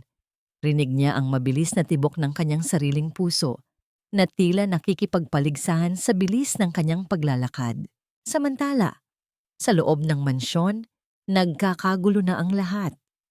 Sinubukan ni Remedios na tumakas bitbit ang isang maliit na maleta na puno ng pera at mga dokumento. Ngunit pagbukas niya ng pinto patungo sa garahe, bumungad sa kanya ang nakasisilaw na ilaw ng isang sasakyan. Lumabas si Attorney Lucio mula sa loob, kasama ang 2 opisyal ng pulisya. Ang tanging narinig ni Remedios ay ang malamig na kalansing ng metal na sumisimbolo sa kanyang katapusan. Ang kanyang mga sigaw ng pagtutol ay tila mga walang saysay na anino sa pader ng mansyon. Matapos ang mahabang oras ng paglalakad at paghahanap ng masasakyan, narating ni Fidela ang pampublikong ospital. Ang kanyang hitsura ay tila isang pulubing basang-basa, ngunit wala siyang pakialam. Ang tanging nasa isip niya ay ang mukha ng kanyang ina. Nang marating niya ang tapat ng ICU, tumigil ang mundo ni Fidela. Ang nakabibinging katahimikan ng pasilyo ay bumasag sa kanyang huling lakas. Nakita niya ang mga nurse na mamos na mabilis na nagtatakbuhan patungo sa kwarto ni Isabel. Sa loob, ang monitor na nagpapakita ng tibok ng puso ay wala nang makitang pagtaas at pagbaba. Isang mahaba at tuwid na linya lamang ang naroon, kasabay ng isang tunog na hindi tumitigil na tila nagbabadya ng tuluyang paglisan ng huling taong mahalaga sa kanya. Napahawak si Fidela sa salamin ng pintuan. Ang kanyang mga tuhod ay nanghina hanggang sa mapaupo siya sa sahig. Sa gitna ng puting ilaw ng ospital, naramdaman niya ang sukdulang kalungkutan. Ang lamig ng salamin ng pintuan ng ICU ay tila dumadaloy hanggang sa kaibuturan ng buto ni Fidela. Habang nakatingin siya sa loob, nakikita niya ang kaguluhan ng mga puting uniforme na mabilis na gumagalaw sa paligid ng kama ng kanyang ina. Ang mahaba at tuwid na linya ng liwanag sa monitor ay tila isang guhit na naghihiwalay sa kanyang buhay at sa kamatayan. Naramdaman ni Fidela ang pagkawala ng lakas sa kanyang mga tuhod. Napaupo siya sa sahig ng pasilyo. Ang kanyang basang-basang damit ay nag-iwan ng bakas ng putik sa malinis na sahig. Wala nang luhang lumabas sa kanyang mga mata. Tanging isang tuyot na hikbi na nagmumula sa kanyang lalamunan. Sa gitna ng kanyang kawalan ng pag-asa, naramdaman niya ang isang mahinahong kamay na pumatong sa kanyang balikat. Nang iangat niya ang kanyang tingin, nakita niya si Attorney Lucio. Ang mukha ng abogado ay pagod, ngunit may bahid ng pag-asa. "Huwag kang bibitiw, Fidela. Nagpadala na ako ng espesyalista kaninang madaling araw pa gamit ang direktang utos ni Don Ernesto bago siya nawalan ng malay. Ginagawa nila ang lahat." Sa loob ng silid, ang mabilis na pag-angat at pagbagsak ng kagamitang pang-shock sa dibdib ni Isabel ay tila isang marahas na paraan ng pagtawag pabalik sa isang kaluluwang nais ng mamahinga. Sa bawat pagtalbog ng katawan ng kanyang ina, pumipikit si Fidela at pilit na ibinubulong ang bawat panalangin na alam niya. Pagkalipas ng ilang minuto, na tila tumagal ng ilang siglo, ang mahabang tunog mula sa monitor ay biglang naputol. Ang tuwid na linya ay unti-unting napalitan ng maliliit at hindi regular na pag-akyat at pagbaba. Isang himala ang naganap sa gitna ng malamig na teknolohiya ng ospital. Bumalik ang tibok ng puso ni Isabel. Ilang linggo ang lumipas. Pinili ni Fidela ang isang buhay na malayo sa kislap at dumi ng mansyon ng mga Alvarado. Sa tulong ni Attorney Lucio, na siyang tanging pinagkatiwalaan ni Don Ernesto sa mga huling sandali nito, nailipat ni Fidela ang kanyang ina sa isang maliit ngunit maayos na klinika sa probinsya. Hindi niya tinanggap ang anumang limos mula sa pondo ng pamilya Alvarado. Ang tanging kinuha niya ay ang sapat na halaga para sa pagsisimula ng isang maliit na negosyo bilang kabayaran sa lahat ng pang-aabusong dinanas niya. Nanirahan sila sa isang maliit na bahay na may malawak na bakuran. Tuwing madaling araw, ang bango ng bagong luto na kakanin at mainit na kape ang bumabalot sa kanilang tahanan. Ang mga kamay ni Fidela, na dati ay puno ng sugat mula sa pagkayod sa mansyon, ay abala na ngayon sa paghubog ng malagkit na kanin at pagpapakulo ng gata. Ang bawat paggalaw niya ay puno ng kapayapaan. Nakaupo si Isabel sa isang tumba-tumbang gawa sa yantok sa ilalim ng puno ng mangga. Bagaman mahina pa rin, ang kulay ng kanyang mga pisngi ay unti-unti nang bumabalik. Pinapanood niya ang kanyang anak na masayang nakikipag-usap sa mga kapitbahay na bumibili ng kanyang mga tinda. Isang hapon, habang nagdidilig ng mga halaman si Fidela, napansin niya ang isang pamilyar na itim na sasakyan na nakahinto sa dulo ng kalsada. Hindi ito pumasok sa kanilang bakuran. Nanatili lamang ito doon ng matagal. Mula sa malayo alam ni Fidela na naroon si Dariel. Pinagmamasdan siya mula sa likod ng madilim na salamin ng sasakyan. Alam ni Fidela na binabantayan siya ng asawa. Alam niyang ito ang nagbabayad ng palihim sa mga gwardyang nakapalibot sa kanilang barangay para matiyak ang kanilang kaligtasan. Ngunit hindi pa siya handang humarap. Ang sugat ng panlilinlang ay tila isang malalim na uka na kailangan ng mas mahabang panahon upang maghilom. Pumasok si Fidela sa loob ng bahay at kumuha ng isang baso ng mainit na tsaa para sa kanyang ina. Habang iniaabot niya ito, naramdaman niya ang marahang paghawak ni Isabel sa kanyang kamay.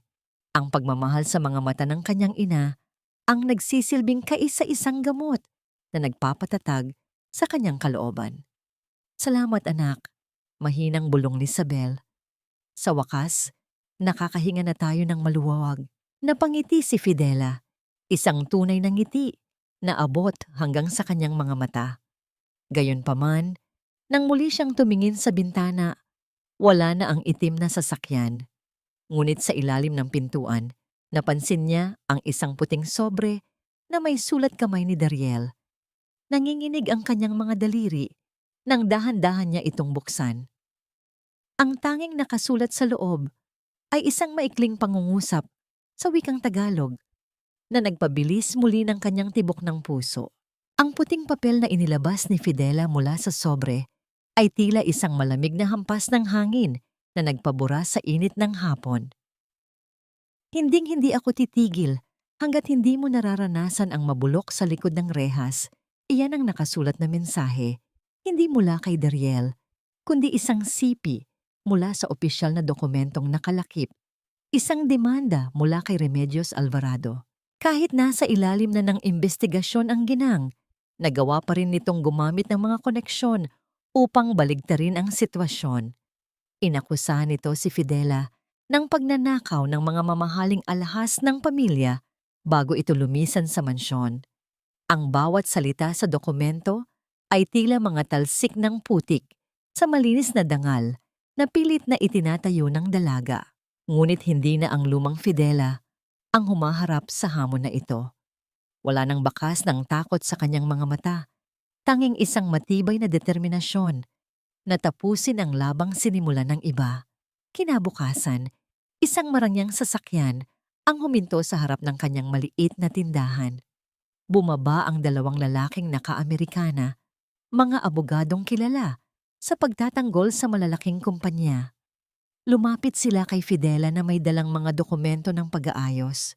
"Ipinadala po kami ni Senyorito Dariel," wika ng isa sa mga abogado. Ang boses ay puno ng pormalidad. "Nais niyang sagutin ang lahat ng gastusin sa kasong ito at kami na ang hahawak ng inyong depensa. Hindi niyo na kailangang humarap sa korte." Tiningnan ni Fidela ang mga abogadong tila mga pader na naghihiwalay sa kanya sa katotohanan. Dahan-dahan niyang itinulak pabalik ang mga folder na inaalok sa kanya. "Sabihin niyo sa kanya, salamat." Ang mahinang wika ni Fidela, ngunit may talim na hindi pwedeng baliin. "Pero kaya kong ipagtanggol ang sarili ko. Hindi ko kailangan ng kanyang proteksyon o ng kanyang pera para patunayan na ako ay tapat. Ipaalam niyo sa kanya na ang tiwala ay hindi nabibili ng pinakamagaling na abogado sa bansa. Matapos umalis ng mga ito, tinawagan ni Fidela si Attorney Lucio. Ang tanging hiling niya ay ang katotohanan. Sa loob ng maraming gabi, ang dati ay kusina ng kanilang maliit na bahay ay naging isang silid-aralan ng batas. Sa ilalim ng malamig na liwanag ng bumbilya, suot ang lumang salamin sa mata ng kanyang ina, matiyagang binasa ni Fidela ang bawat pahina ng mga lumang dokumento ng kumpanya na naipuslit ni Lucio. Ang kanyang mga daliri ay mabilis na naglilipat ng mga pahina. Sinusuri ang bawat pirma at bawat numerong hindi nagtutugma. Sa bawat nadidiskubre niyang mali, nararamdaman niya ang paglakas ng kanyang sariling loob. Hindi na siya ang babaeng nakayuko sa pasilyo. Siya na ang naghahanap ng hustisya para sa kanyang sarili at para kay Don Ernesto na nananatiling tulog sa ospital. Isang gabi, habang nag-aayos ng mga ebidensya, ibinunyag ni Attorney Lucio ang tungkol sa tansong susi na ibinigay ng matanda. Bago ito, tuluyang nawalan ng malay. Ang susing iyon ang nagbukas sa isang nakatagong kahon sa isang lumang bangko na naglalaman ng mga orihinal na resibo ng mga alahas na di umano'y ninakaw ni Fidela. Doon ay nakita nila ang katotohanan. Matagal nang naisanla ni Remedios ang mga hiyas na yon upang bayaran ang sarili nitong mga utang sa pagsusugal. Mayroon tayong ebidensya, Fidela, wika ni Lucio habang inaayos ang mga papel. Pero kailangan natin ang testimonya ni Mr. Santos, ang dating accountant ng pamilya. Siya ang may hawak ng mga digital records ng mga transaksyon ni Remedios. Ngunit isang masamang balita ang sumunod. Si Mr. Santos ay biglaang nawala at hindi na mahagilap sa kanyang huling tinitirhan. Tila may mga kamay na pilit na pumuputol sa mga hibla ng katotohanan. Pagsapit ng hating gabi, matapos ang nakakapagod na pag-aaral, nahiga si Fidela sa tabi ng kanyang inang mahimbing na natutulog. Namamayani ang kapayapaan sa loob ng bahay, tanging ang tunog ng mga kuliglig sa labas ang naririnig. Ngunit ang kapayapaang yon ay biglang naputol nang makaramdam si Fidela ng isang kakaibang init na nagmumula sa labas ng kanilang bintana. Hindi iyon ang init ng panahon. Amoy ng nasusunog na tuyong kahoy at tela ang humalo sa hangin. Mabilis na bumangon si Fidela at tiningnan ang labas. Ang kanyang maliit na tindahan ng kakanin, ang gusaling pinaghirapan niyang itayo sa loob ng ilang buwan, ay nilalamon na ng naglalakihang dila ng apoy. Ang kulay kahel na liwanag ay sumasayaw sa pader ng kanilang silid, tila isang babala na ang panganib ay hindi pa natatapos. Mabilis na binuhat ni Fidela ang kanyang ina. Ang puso niya ay tila sasabog sa takot at galit. Habang lumalabas sila sa nasusunog na bakuran, nakita niya ang isang anino ng tao na mabilis na tumatakbo papalayo, patungo sa isang naghihintay na sasakyan sa dilim. Ang amoy ng sunog na harina at uling ay humahalo sa malamig na hangin ng madaling araw, tila isang mapait na paalala sa mga pangarap na mabilis na naging abo. Nakatayo si Fidela sa gitna ng kalsada, yakap-yakap ang nanginginig na si Isabel. Ang kanyang mga mata, na dati ay puno ng pag-asa, ay nakatitig lamang sa nagbabagang labi ng kanyang maliit na tindahan. Wala siyang iniluha. Ang bawat patak ng kanyang luha ay tila natuyo na sa tindi ng init ng apoy na tumupok sa kanyang pinaghirapan. Sa kalagitnaan ng kaguluhan, isang mabilis na paghinto ng sasakyan ang bumasag sa katahimikan ng paligid. Hindi ito ang marangyang kotse na madalas niyang makita. Isang simpleng sasakyan lamang ito at mula rito ay mabilis na bumaba si Dariel. Basang-basa ang kanyang damit ng pawis at ang kanyang mukha ay puno ng uling at dumi. Fidela, salamat sa Diyos, ligtas kayo. Ang boses ni Dariel ay gumaralgal, puno ng matinding takot na hindi niya kailanman naipakita noong nasa mansyon pa sila. Hindi sumagot si Fidela. Nanatili siyang estatwa sa gitna ng kalsada. Napansin niya ang pag-ika ng lakad ni Dariel. May mga bakas ng sunog sa braso nito at ang kanyang mamahaling polo ay punit-punit na. Ayon sa mga kapitbahay na nakasaksi, si Dariel pala ang unang sumugod sa loob ng nag-aapoy na tindahan nang makita nitong malapit ng abutan ng apoy ang kwarto ni na Fidela. Bago pa man dumating ang mga bumbero, lumapit si Dariel. Ang kanyang mga kamay ay nanginginig habang pilit na inaabot ang asawa. Patawarin mo ako, Fidela. Hindi ko sila napigilan ng mas maaga. Hayaan mong dalhin ko kayo sa isang ligtas na lugar. May bahay ako na hindi alam ni Remedios. Doon, walang makakasakit sa inyo. Dahan-dahang iniharap ni Fidela ang kanyang mukha sa asawa. Ang liwanag ng nagbabagang uling ay nagbigay ng kulay sa kanyang mga matang puno ng pait. Lugar na ligtas? Dariel, ang tanging lugar na hindi ako ligtas ay kung saan nandoon ang inyong pamilya. Tignan mo ito. Itinuro ni Fidela ang abo ng kanyang tindahan. Ito ang napapala ng mga taong lumalapit sa inyo. Huwag mong gamitin ang sugat mo para makuha ang awa ko. Hindi ito tungkol sa awa. Sigaw ni Dariel. Ang kanyang mga mata ay nagsimulang mangilid ng luha. Ito ay tungkol sa katotohanan na mahal kita, na kaya kong ibigay ang lahat. Ang kumpanya, ang pera, ang lahat ng ari-arian ko. Basta bumalik ka lang sa akin. I will give you everything, Fidela. Just please, let me protect you. Isang malamig na ngiti ang gumuhit sa mga labi ni Fidela.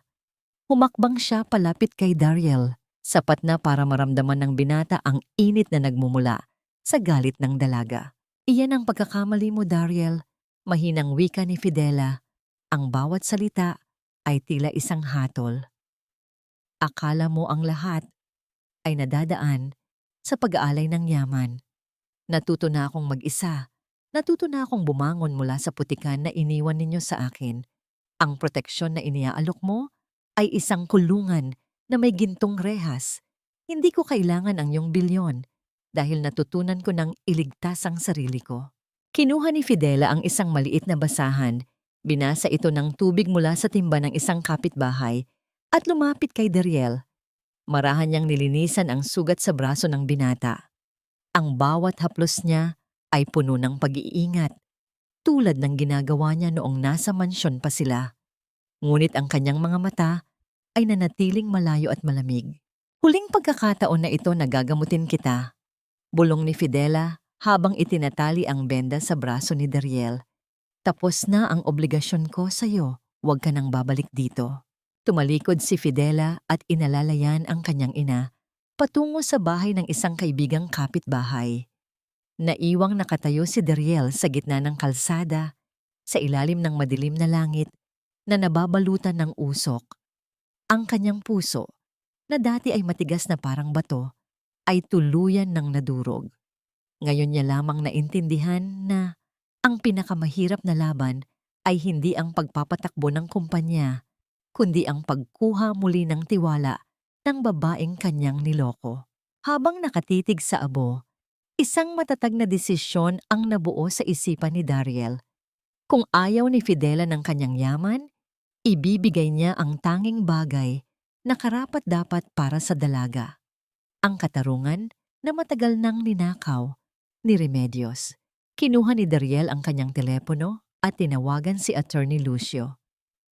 Ihanda mo ang lahat ng papeles para sa darating na board meeting at siguraduhin mong makakarating ang paanyaya kay Fidela. Panahon na para matapos ang larong ito. Ang nakabibinging katahimikan sa loob ng boardroom ng mga Alvarado ay tila isang nagbabadyang unos. Sa gitna ng mahabang mesa, nagawa sa makintab na nara, nakaupo si Remedios na tila isang reynang handa ng hirangin. Suot niya ang isang itim na terno na binurdahan ng ginto. At sa kanyang leeg ay kumikinang ang isang diamanting kwintas na kasing lamig ng kanyang puso. Isang hamak na labandera lamang ang babaeng iyan na pilit sumisira sa dangal ng ating pamilya. Ang tinig ni Remedios ay umaling-awngaw sa buong silid, puno ng puot at mapanirang puri. Hindi lamang niya pinagnakawan ang aking biyenan, kundi sinadya rin niyang sunugin ang sarili niyang tindahan upang palabasin na siya ang biktima. huwag kayong magpapadala sa kanyang mga luha. Ang kailangan ng kumpanyang ito ay isang leader na may paninindigan, hindi isang estrangherong galing sa eskinita. Ang mga miyembro ng board ay nagbubulungan, ang kanilang mga mukha ay puno ng pagdududa habang nakatingin sa mga dokumentong inihanda ni Remedios. Tila ba ang tadhana ay tuluyan ng pumanig sa kasamaan, ngunit sa kalagitnaan ng pagboto, ang malaki at mabigat na pintuan ng boardroom ay dahan-dahang bumukas. Hindi yon narinig dahil sa kapal ng carpet, ngunit ang hangin na pumasok mula sa labas ay nagdala ng isang kakaibang presensya. Pumasok si Fidela. Wala siyang suot na mamahaling alahas o magarang damit. Nakasuot lamang siya ng isang simpleng puting blusa at itim na pantalon. Ang kanyang buhok ay maayos na nakatali sa likod, ngunit ang kanyang tindig ay hindi na tulad ng dati. Ang bawat hakbang niya sa malambot na carpet ay may dalang bigat ng katotohanan. Sa likuran niya ay naglalakad si Attorney Lucio na hawak ang isang itim na briefcase. Ang tanging dumi sa silid na ito ay ikaw, Remedios. Ang banayad ngunit matatag na wika ni Fidela. Ang kanyang boses ay hindi sumisigaw, ngunit sapat iyon upang patahimikin ang lahat ng bulungan sa silid. Tumayo si Remedios, ang kanyang mga kamay ay mahigpit na nakakapit sa gilid ng mesa. Anong ginagawa mo rito? Wala kang karapatang pumasok sa pribadong pagtitipon na ito. Guardia! Ilabas ang babaeng ito. Maupo ka, Remedios. Isang malalim na boses ang nanggaling sa pintuan. Si Dariel, na nakasuot ng kagalang-galang na suit, ay pumasok at tumabi kay Fidela. Bilang asawa ko at bilang legal na kinatawan ng aking ama na si Don Ernesto, may bawat karapatan si Fidela na manatili rito. Ngumiti ng mapang-asar si Remedios. Ang kanyang tawa ay tila isang gasgas na plaka. Akala niyo ba ay matatakot niyo ako? Alam nating lahat na abo na ang mga dokumentong ipinagmamalaki niyo. Wala kayong ebidensya. Hindi sumagot si Fidela. Dahan-dahan siyang lumapit sa mesa at inilapag ang isang maliit na kulay pilak na USB drive. Ang tunog ng pagtama ng metal sa kahoy ng mesa ay tila isang babala. Akala mo ba ay ganoon ako kahina, Remedios? Wika ni Fidela habang tinititigan ng diretso ang ginang. Ang apoy na itinanim mo sa tindahan ko ay tumupok sa mga gamit ko. Pero hindi nito kayang sunugin ang katotohanang matagal nang nakatago sa digital na mundo. Salamat sa susing ibinigay ni Don Ernesto. Nahanap namin ang lahat. Nagsimulang manginig ang mga daliri ni Remedios. Ang kanyang mapagmataas na tindig ay unti-unting gumuho habang nakikita ang kalmado at matatag na mukha ni Fidela. May isang lihim na takot na nagsimulang bumalot sa kanyang buong pagkatao. Ibinigay ni Fidela ang USB kay Attorney Lucio. Isalang mo ang file, Attorney. Panahon na para marinig ng lahat ang tunay na boses ng reyna ng mga Alvarado. Ang mga ilaw sa boardroom ay dahan-dahang namatay at ang malaking monitor sa harap ay nagsimulang mag-load. Isang tunog ng static ang narinig mula sa mga speaker. Tila isang mahabang buntong hininga bago ang isang malaking pagsabog. Ang tunog ng static mula sa mga speaker ay biglang naputol at pinalitan ito ng isang boses na kasing linaw ng kristal ngunit kasing talim ng labaha. Ito ang boses ni Remedios, hindi ang boses na ginagamit niya sa harap ng mga kamera, kundi ang boses na puno ng lason na madalas marinig ni Fidela sa loob ng mansyon. Siguraduhin mong hindi makakarating ang gamot sa ospital. Wika ng boses sa recording, malamig at walang bahid ng pag-aalinlangan. Hayaan mong magmakaawa ang babaeng yan. Kapag namatay ang nanay niya, mawawalan siya ng lakas na lumaban. Mas madali natin siyang mapapaalis sa kumpanya. Isang sama-samang pagsinghap ng hangin ang nagmula sa mga miyembro ng board.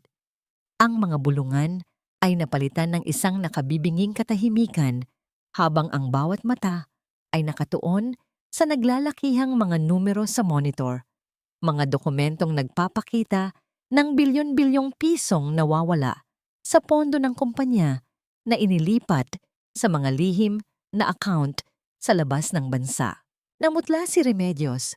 Ang kanyang labi ay nanginginig at ang kanyang mga mata ay pabalik-balik na tumitingin sa monitor at sa mga taong nakapaligid sa kanya. Kasalanan ito. Fake iyan. Isang malaking kasinungalingan ang lahat ng ito. Inimbento yan ng babaeng iyan gamit ang artificial intelligence. Sigaw niya ang kanyang boses ay pumiyok sa sobrang desperasyon. Ngunit hindi tumigil ang paglalahad ng katotohanan. Ang sumunod na lumabas sa screen ay ang mukha ni Mr. Santos, ang nawawalang accountant. Sa isang video, nakuha mula sa isang ligtas na lokasyon, malinaw niyang isinalaysay ang lahat ng pagbabanta at pagpilit na ginawa ni Remedios upang baguhin ang mga libro ng kumpanya. Tumayo si Dariel at lumapit sa harap ng mesa, ang kanyang tindig ay puno ng awtoridad. Hindi lang pagnanakaw ang kasalanan mo, Remedios. Mayroon kaming saksi mula sa barangay ni na Fidela. Ang taong inutusan mong magsaboy ng gasolina sa tindahan niya ay nasa labas na at handang magsalita sa harap ng batas. Sa puntong ito, tuluyan ng gumuho ang maskara ng ginang.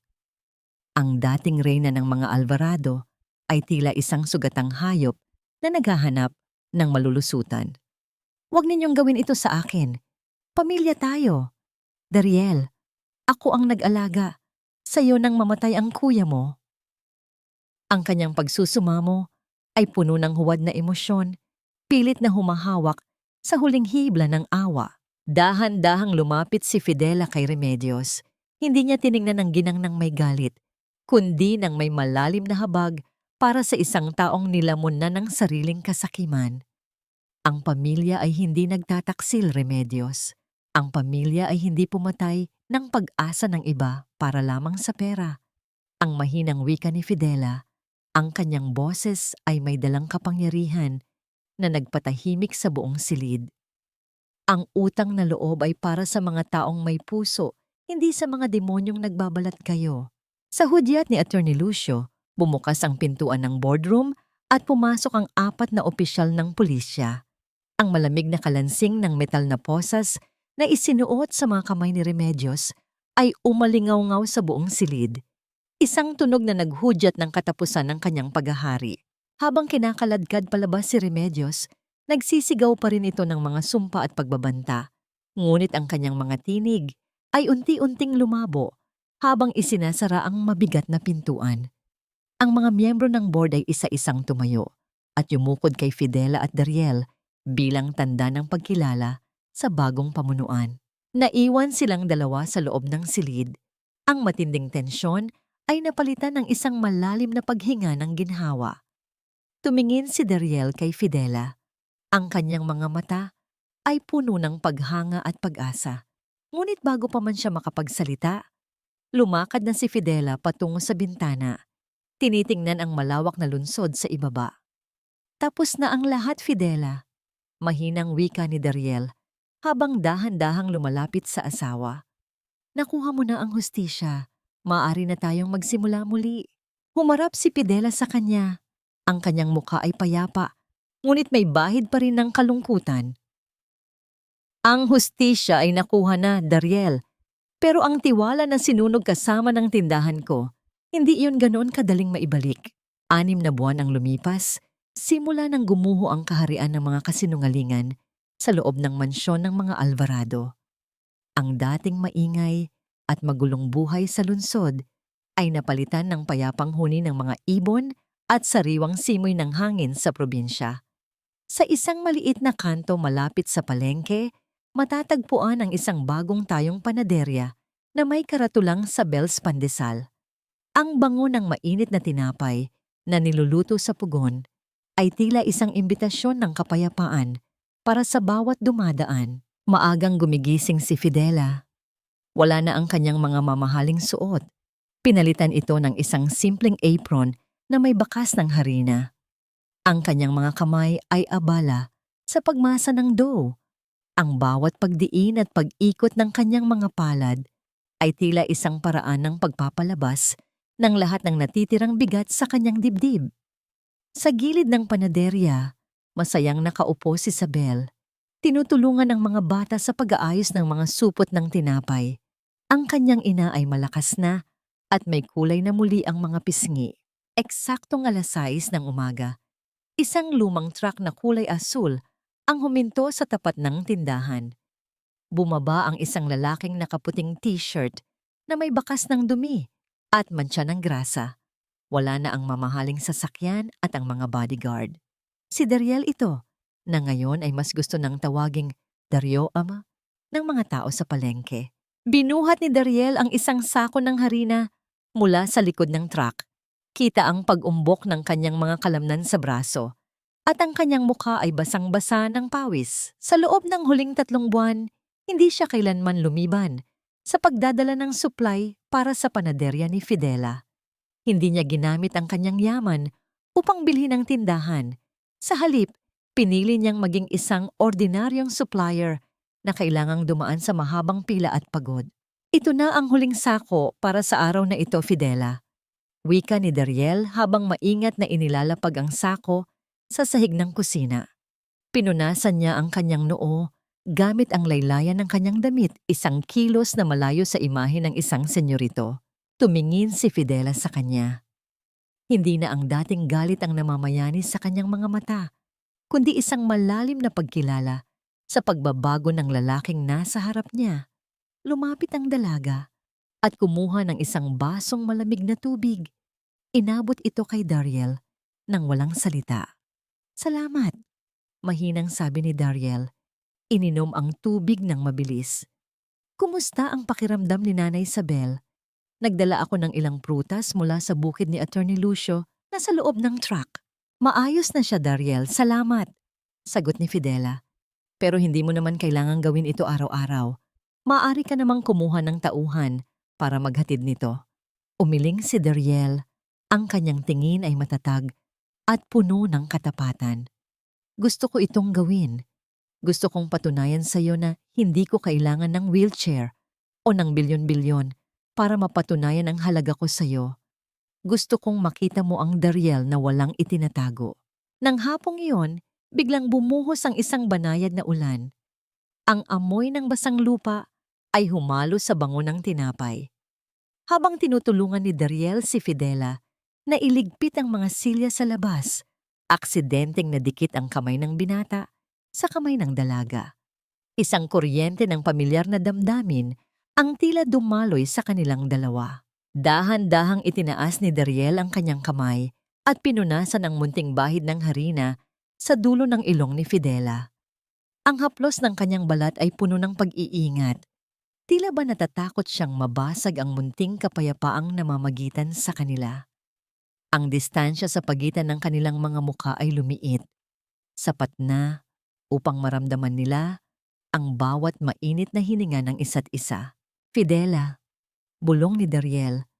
Ang boses ay seryoso at puno ng pakiusap.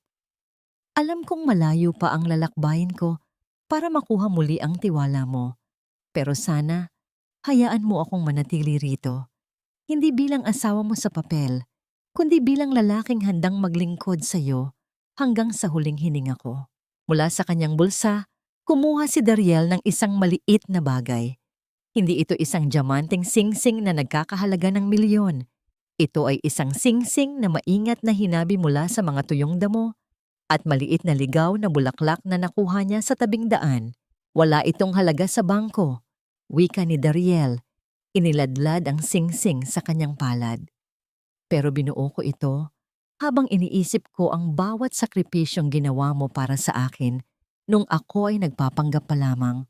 Ito ang simbolo ng aking pagsisisi at ng aking bagong simula." Tinitigan ni Fidela ang singsing na gawa sa damo.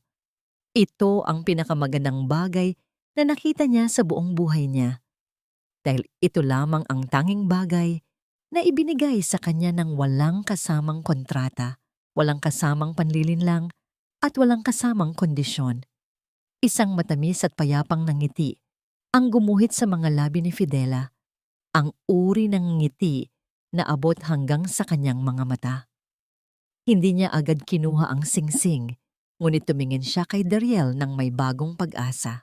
"Ang ulan ay tumitigil din naman, Dariel. Mahinang wika ni Fidela habang pinagmamasdan ang mga patak ng tubig sa labas. At pagkatapos nito, palaging may bagong umaga. Ang bango ng mainit na tinapay na bagong hango mula sa pugon ay humalo sa malamig at preskong hangin ng madaling araw. Tila isang banal na insenso na nag-aalay ng pasasalamat sa langit. Isang taon na ang lumipas mula nang huling lumuha si Fidela sa harap ng mansyon ng mga Alvarado. At ngayon, ang bawat umaga niya ay nagsisimula hindi sa takot, kundi sa isang malalim at payapang hininga. Nakatayo si Fidela sa harap ng salamin sa loob ng kanilang maliit na bahay. Pinagmamasdan niya ang kanyang sarili. Wala na ang mga malalalim na anino sa ilalim ng kanyang mga mata. At ang kanyang mga balikat na dati ay laging nakayuko sa bigat ng problema ay nakatayo na ngayon ng may dignidad. Suot niya ang isang simpleng bestidang puti na binili niya mula sa sarili niyang kinita. Hindi na siya ang babaeng binili para mag-alaga ng pilay. Siya na ang nagmamay-ari ng sarili niyang tadhana. Sa labas, naririnig niya ang mahinang tawanan ni Sabel at Don Ernesto. Ang matandang Alvarado, na himalang nakabangon mula sa pagkakakomatose, ay madalas nang bumisita sa kanilang barangay. Hindi na siya ang mapagmataas na bilyonaryo. Ginamit niya ang kanyang natitirang panahon at yaman upang magtayo ng isang maliit na klinika para sa mga mahihirap sa probinsya bilang paraan ng paghingi ng tawad sa lahat ng kanyang maling desisyon sa nakaraan. Samantala, sa loob ng malamig na pader ng kulungan, nananatili si Remedios. Ang bawat ginto at diamanteng pinag-interesan niya ay napalitan ng mga rehas na bakal. Wala na ang kanyang kapangyarihan at ang tanging kasama niya ay ang kanyang sariling mga anino ng kasakiman. Ang katarungan ay tuluyan ng nanahan sa buhay ni Fidela. Dahan-dahang lumabas si Fidela sa kanilang balkonahe at sinalubong ang sumisikat na araw. Doon, nakatayo sa ilalim ng puno ng mangga, ay si Dariel. Hawak nito ang isang baso ng mainit na kape at isang supot ng pandesal. Hindi na siya ang senyorito. Siya na ang katuwang ni Fidela sa bawat pagsubok ng araw-araw. Lumapit si Dariel at inilagay ang kanyang braso sa balikat ni Fidela. Isang banayad na halik ang idinampi niya sa noo ng asawa, isang kilos na puno ng wagas na paggalang. "Ready ka na ba para sa ating bagong proyekto, Fidela?" Tanong ni Dariel. Ang boses ay puno ng sigla. Magkasama silang nagtatayo ng isang foundation para sa mga kababaihang biktima ng pang-aabuso upang turuan silang maging malaya at matapang gaya ni Fidela. "Handa na ako, Dario," nakangiting sagot ng dalaga. "Ngayon, wala na tayong kailangang patunayan sa kahit kanino. Sapat na ang katotohanang mahal natin ang isa't isa ng walang kondisyon."